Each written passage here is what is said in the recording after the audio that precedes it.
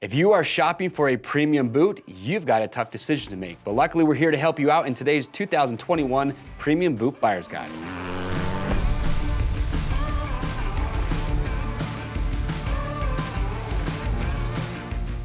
Hello everyone, I am Chase. Thank you for checking in. If you are shopping for a premium boot, you've got a tough decision to make, but we are here to help you out. We have 5 premium offerings on the table, and we're gonna go through, I'm gonna talk about each one briefly. Just gonna cover some of the key reasons of why we put them into our 2021 Boot Buyer's Guide. So after you've watched this, if there's a couple boots that interest you, watch the product spotlights, read rider reviews, get some more good information to help you decide which one might be best for you. If you have one of the boots that we're gonna talk about today, let us know which one it is, what your experience has been, what you like, what you dislike about it.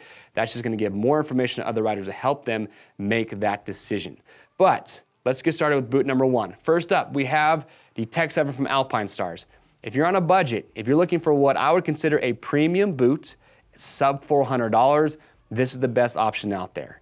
Now, even though it's at that mid-level price point, if you want to call it that, there's still top-level riders that wear the Tech 7, and you're still getting really good safety features built in. Now, the length and the fit on the Tech 7 is true to size. It's got a nice wide toe box. This is probably, in my opinion, one of the most, if not the most comfortable boot that I've ever put on. And if you read rider reviews, you've got well over 200 of them. It's almost a 5-star rating. They're probably gonna tell you the exact same thing, super comfortable. Now on top of that though, again, sub $400, you've got their flex blade system in the back, which is a bite from their Tech 10, their premium offering. You've also got their biomechanical link system on the medial side, a pivot on the lateral side, a pivot point on the medial side. So you're still getting great support, great protection for the ankle, good flexibility, all sub 400 bucks. That is the Tech 7. Moving on from there, you have the Instinct from Fox Racing. Now the Instinct, as far as fit goes, the length for me is true to size. Some riders talk about how it runs a little bit small. For me, that hasn't been an issue. The width, I'd say about a medium width, not overly wide, not too narrow. But remember, we do have our fit guarantee, so no matter what boot you buy, if you're not happy with how it fits, you can send it back in brand new, unused condition. We'll give you free shipping both ways on your first exchange to make sure you get the size and the fit that you are after. But with the Instinct, fit's good. Here's what I love about the Instinct. I spent probably more time in this boot than any other up here on the table. When you put these on, they hold the ankle in place incredibly well. I get zero heel float with this boot, meaning when I walk where I'm riding, my heel sits snug against the insole. It's not going anywhere. I love that in a boot.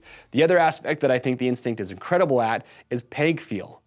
If you're a guy that likes to really know what's going on underneath your feet, to make your braking and your shifting easier, the Instinct is phenomenal in that category. I'm gonna say it has the best peg feel of all the boots up here. Flexibility, as far as new out of the box, you can take this out of the box and go out with it brand new. You have plenty of flex. It has little braking time. The cons to the Instinct though. First of all, not my favorite buckle design. And also, because you do have so much flexibility out of the box, this boot, after it starts to break in, if you could take this and compare it to any other one up here, if they both had, say, 40 hours on them, the Instinct just kind of loses some of that supportive feel, when it comes to impacts, because you're getting so much flexibility out of the box. But if you like really good peg feel, little heel float or no heel float at all, the Instinct is rock solid. Moving on, we have the Atojo. So the Atojo is the latest boot offering in the Sidi lineup. You had 3 major players help develop this. You had Antonio Cairoli, Jorge Prado, Alessandro Lupino, 3 MXGP riders, and they did a great job. The fit on this boot, a couple things to notice here. The width of the toe box, this is the narrowest boot that is on the table. If you have really wide feet, probably not gonna be the best option. But if you are looking for a narrow boot, this is a really good choice. Now, as far as the length goes, for me, it's true to size. However, you will notice that they have half sizes. I wear a size 9 in all of the boots. They don't have a 9 in the Atojo. They have a 9.5 and an 8.5. So I go down to an 8.5. My only issue with that is that it does squeeze my foot a little bit more than the 9.5 does. So it's a sacrifice that I have to make to get the length that I'm looking for. But again, that's why we have that fit guarantee. But aside from that, here's what I like about the Atojo. Just like with the Instinct, when you put this on, it hugs the ankle really, really well. It does a great job in that. So you feel like you have really good support, really good protection for the ankle. Again, I already talked about how lightweight this boot feels. It's the lightest boot that is up here on the table. And also what's unique is the SRS. It stands for Sole Replacement System. If you're hard on soles and you replace your soles, say every 6 months or a year, and you want an easy way to do that, the Sidi really shines in that category because you can buy replacement sole. All you do is just take out the screws that are on the bottom, screw the new sole in, you are good to go. So if you're after lightweight, also has a good amount of flexibility right out of the box, little to no braking time, then the Atojo is gonna be a great choice for you. Next, we have the SG12 from Gaerne. If you were to ask me what boot on the table is gonna have the most durability that would last me the longest, I'm gonna say the SG12 every time. Gaerne is an Italian company. They make their boots in their own factory in Italy, so their quality control I think is phenomenal, and this boot will just last you an incredibly long time. You've got our traditional stitched on sole, which is replaceable. The toe box in the Gaerne is nice and wide, so riders that have wider feet, this is a great option. The length is gonna be true to size, but on top of that, you have a lot of great safety features built in. You've got the Razorback system, which offers great support for the ankle. This boot is pretty stiff right out of the box, so you do need to be patient, give it some time to break in, but it does give really good support for the ankle. There's memory foam inside here around the ankle, which is very comfortable when you put this on. It also has my favorite buckle design of all the boots that are up here. You know, no matter what, they work every time. They don't get gunked up. They don't get hard to snap down. I love the buckles. Also, the shin plate, this is worth mentioning. For riders that have really big calves and you wear a knee brace and you're looking for a boot that has a wide opening, SG12 has the best there is, and the shin plate is adjustable, so you can make that even larger if you do have to. Now, there are a couple drawbacks to the SG12. One of them is the weight. A size 10 comes in at 4 pounds, 10 ounces. So you're talking 10 ounces more per boot than something like the Atojo. Some riders, that might not be a big deal, but I just want to point out it is noticeable. If you were to wear these both at the same time, you can feel that additional weight. Also, with that sole, being that traditional stitched on sole, it's pretty rigid and you're not gonna get as much peg feel as the other boots that are up here. The Atojo also has a stiff sole, but I'd say the SG12 has the stiffest. So just know that you're not gonna get as much peg feel, so just keep that in mind. But aside from that, if you're looking for durability and excellent support, I'm gonna tell you SG12 is amazing. Now, last but not least, we have the Tech 10 from Alpinestars. Now, Alpinestars revamped their Tech 10 not too long ago. The fit on this boot is very comfortable. It's got a nice wide toe box. The length is gonna be true to size.